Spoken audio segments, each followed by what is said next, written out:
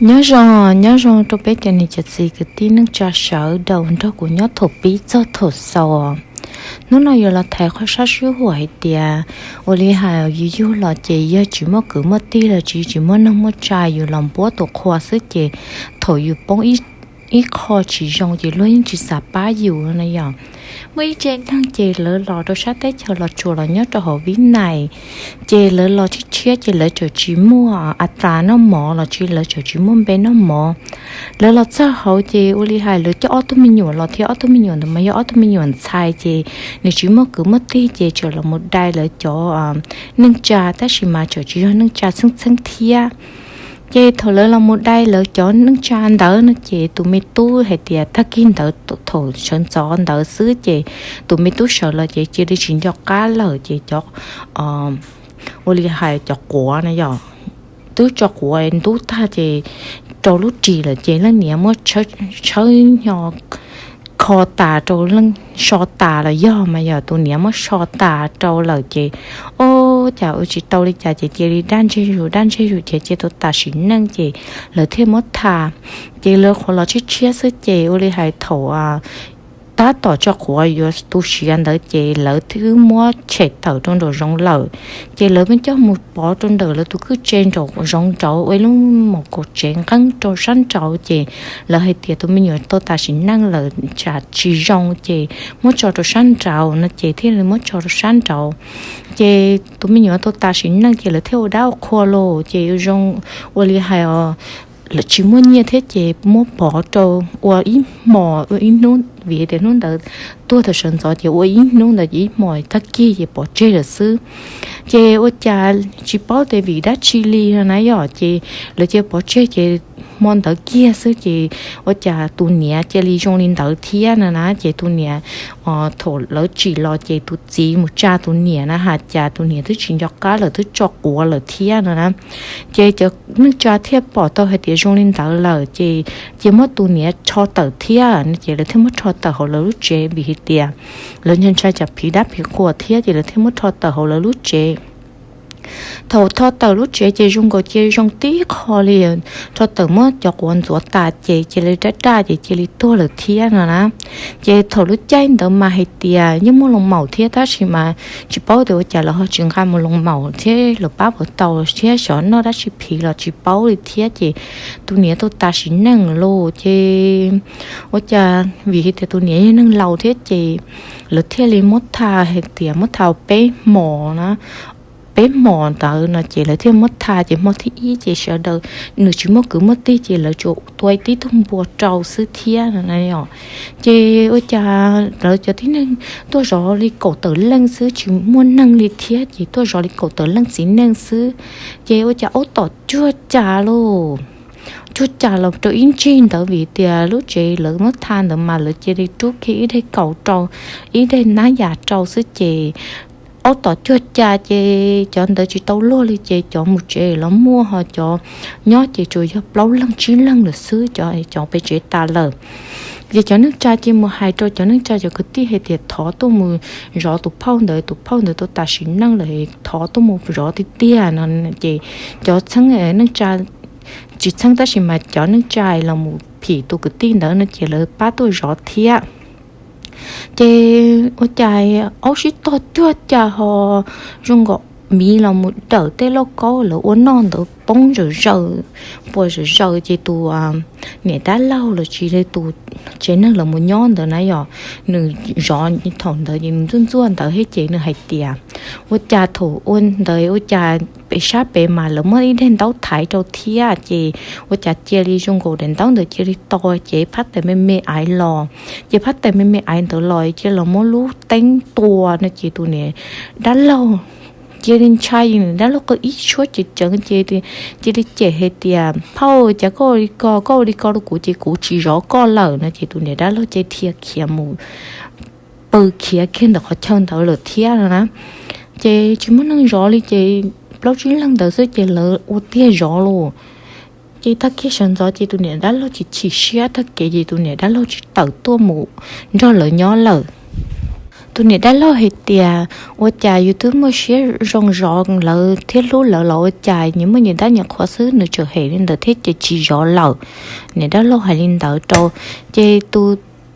ở đã lâu ấy oli hay tụi đã lâu lâu lòng một nhớ hậu chị hay tiệt chỉ nên tự chỉ mua cứ mất tí lại thế là chậu ấy cả sau lên đó gái chỉ tôi rõ nó chỉ này đã lâu chỉ cả tôi là luôn này đã lâu hay tiệt này đã lâu chỉ tôi luôn chỉ tôi chỉ rõ lờ hay lên đó trâu sẽ chỉ này đã lâu chỉ cả rõ lờ chị lồng một tí ó chị ra trong cái chỉ muốn nâng ly lờ chị lấy tàu lúc tăng trâu bé sẽ chị ô chà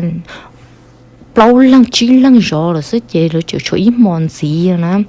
ôi cha rồi chỉ muốn nhẹ chữ chế tu chỉ chế rồi chỉ muốn nhẹ thế chế tuổi thung bò cho thọ cả sợ được tôi rõ ta chỉ mà sợ được tôi chỉ chống cho cổ mong sức chế như muốn nhẹ chế ta là chế thầu như muốn nhẹ chế ta là chế là xài mố vị là xài uống no là dùng có chỉ muốn năng cho hai tia tôi cho một khối lỗ cho cả tí nữa tôi một sau là nhưng chỉ mua tí năng tua lì chế uốn đó chế dùng có mỹ theo âu là cho xin tàu tua chế rồi chỉ nấu cho cha tua chế tua cho là cho lúc có tài tiền đó mà theo rồi giàu theo uốn bộ no nhà bộ no chế nó chỉ tao loเลยchế mấy nu hay tiệm món đó kia sẽ chế tụi này đã lo đi gì thôi kệ chế lính nọ hay tiệm lỡ khó tôi khó tay bể này giờ chế tụi này đã lo chờ sợ là một cho gì nó chỉ cho hai tụi mình nhủ sợ lòng một ô lúa thia này chỉ tụi mình nhủ mà thắt trả li trâu xông lở chỉ tụi mình nhủ sợ là gì tụi mình nhủ tụi này đã lâu cho gì nè ha cha tụi mình nhủ cho hai tia nia chú mà phong nhớ tỏ nà này thở trâu thế chị ôi yo tụi này đứa chỉ tao lúa đấy chị tụi này đứa chỉ li đã đầu kia luôn chị li cho gì hậu tia chị kia tớiอยู่một bự chị li chỉ quán chơi li lở chị cả liệt sư nè ô nên tới chỉ tao luôn đi chỉ tuần tới mà dùng cô chỉ bỏ hơi tiền một chia là một nhộng nên là giờ chỉ dùng nên là chỉ thâu một món tới là chỉ muốn nâng tôi rõ là chỉ mua thiết bé mua tất kia lợi một trong một chữ trái dùng một phẩu chỉ tụ đã lâu chỉ là hai trâu tụ有gì hết tiền有gì mua thiết bé là giá chỉ mà dùng cô chỉ cho tao luôn một chỗ chỉ có chỉ là một hai trâu có tụ bao nhiêu chỉ hai trâu phao hết tiền có phao sâu lên tới sợ đơn trên trái hay lên tới trâu chỉ tụ chỉ trên một hai trâu tụ nhẹ hết tiền con nè tức là một chỉ mua cứ một tí mua nâng mua cháo là chỗ là sư thì có sau đi coi là rất dám mua giờ coi đi coi chỉ chủ yếu coi thế cũ nhau kê là sư họ là tôi chỉ kia bị chế tà nữa hay nên tới cho chỉ chế tôi nè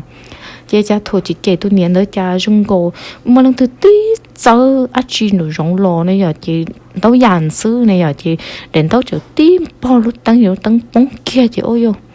ôi cha tụi chị chơi đến trai kia thì chị tụi chị chán thon đàn tên là chị dùng cổ sợ rồi chị tụi chị thì giờ tụi chị trai thiên là chị là yếu trai chị sợ đời yếu kia bị chế lờ chị trong gõ chị tố là xứ chị tụi chị để cả liệt chị tụi chị thế chắc lắm một chị đâu chị ô chị ta chị linh đầu xứ chị sợ đời phải bự ta lờ họ chúa cho ô họ lử thế tụi chị chế đời nhỏ là xứ ô chả trong cái tụi niên đứa nhậu hăng ô luôn đi nhậu tam bảo đi một thiết bên từ lò xó ô cho muốn tới thì ông mà tỏ chuột cha đi lô chiều cháy liên chỉ sưởi sợ đời bay tài cho lợp lâu chỉ lần liệt cú sư chị cho nên cho một khô lô là bay lỡ thia này nhở chị cho lợp lâu chỉ lần chị cha rung gọi là dầu lấy những bó hồi thì tụi ta nhậu nó chị là sợ đời dầu rồi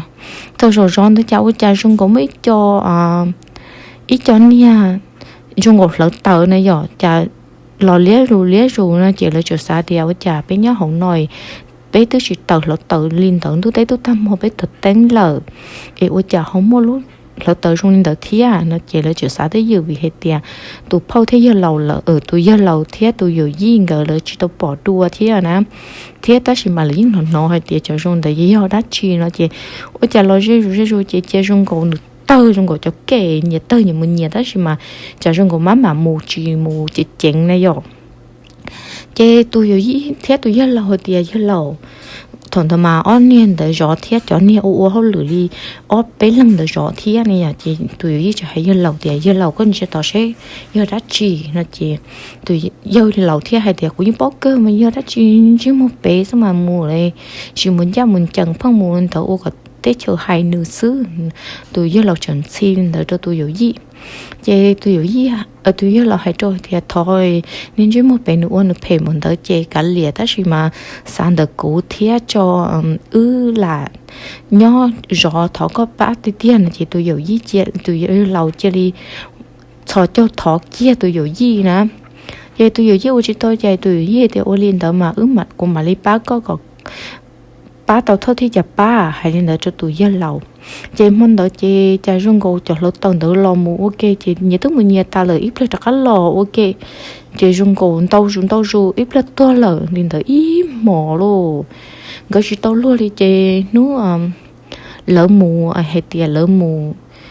chữ cha nữa này giờ chị thế thì thổi tôi phao ấy chỉ cho sáng đó chỉ mà hay tiền phao nó tôi một chị hay tiền thọ có tôi chị có chỉ sau lên tàu là chị tụ phao thì tôi chở ta chị cho một phao ta chị đi mua luôn tặng cho ó luôn tặng được ta lên tới chị mua ó cho pli ó lần ok chị gọi chỗ tôi nửa tuần xài thế nương gọi được sức chị ô tụi nhớ mà thằng tới chị gọi tao chị nhớ chị gọi mình nhớ hộp giờ gọi hôm mình nhớ hậu đá lông là trẻ này giờ vì thế là chậu nâng trà chị gọi thế là mình nhớ hậu đá lâu trẻ chị ôi trà phăng lọc phở ôm mì qua chua trà rồi rong ho phăng lọc phở phăng lon thêm cho vì tiền nhưng mà nhớ đá chị lo chỉ tao hậu trẻ thế này giờ chị lo phở lên đây chị ôi chị tao đi trà đi chị tụอยู่ยี่ที่ให้โจให้เดียอยู่อมไปอยู่เขียนแต่เขาเชิญน้ำหมูโจหรือเขาเชยเช่ในปุ่มหมูเทียมหมูนะจะเป็นหมูนะจงก่อนหนึ่งหย่อหังเท่าเหล่าจีป้อเดียในหอมห้องยี่จงลินอแล้วย่อลิจ่าจีป้อนะจีตัวอยู่ย่อเหล่าที่ให้โจให้เดียจีตัวปอดัวลิเท่าเจ้าซื้อไอ้เขียจะเขียวเขียเหลืองชื่อต่อแล้วจีทนตัวเลยที่สัมภาษณ์นะchị chỉ tao luôn đi chị là thiết sắm pa chị on chỉ tốn đầu mà nữa hay tiệt chuồng gõ lưng nữa xứ chị trên cái vô trọ cá một trọ sát đấy thì nó chị tôi hiểu gì đỡ cho hay cho hay tiệt chỉ sáu một sát đấy thì cho chọn nhẹ nếu cứ chọn nhẹ tam bộ nơi nếu cho khéo đã chỉ đi sắm pa cho một trọ sát đấy cho mình cả sứ hồ hay nên đỡ cho chị tôi nhớ lòng đỡ chị đi ô chị tôi chạy tôi nhớ lòng chị đi sắm pa cho tôi hiểu gì nữa tua tôi cho sắp phán na chị trong cầu tuần tới trâu chỉ tàu rồi đi trả vì hệ tiền thầu lỡ tua nè chị lỡ chị hay đã chị lỡ chị đi cá kia lỡ in on na khăn chờ xứ on na khăn giờ tuần tới xứ lúc có tới tiền tới chuyện cá thia chị lỡ chị cá chị lỡ chị đi kia chị bay rồi xứ chị tua chị bay rồi xứ chị lỡ tới chị hay đã chị xin hơn tới là chị lỡ chị tăng lỡ chị bỏ lỡ nhẹ thế là tuần sai lỡ chị bỏ cho đỡ chị lỡ chị nên muốn chung cái trái chia chị nữa hay thì giá còn đấy sắp lời thế là tàu lúa xứ là chị nữa ó chị tốn đỡ muốn chung cái trái chia chị có thể đi cho nên nó nhẹ nói mới ra sát sĩ hồ nó là biết rồi bém nó ok là sẽ sổ hốt sổ chua nó xứ chỉ tiêu lưng tôm bè cho hai tao chỉ trong là thọ giả gì cho hai là cho bé cho nên cho gì thế cho bao giờ thế chỉ la nhớ xứ cho khỏi nên niệm luôn cho nên sợ đỡ nữa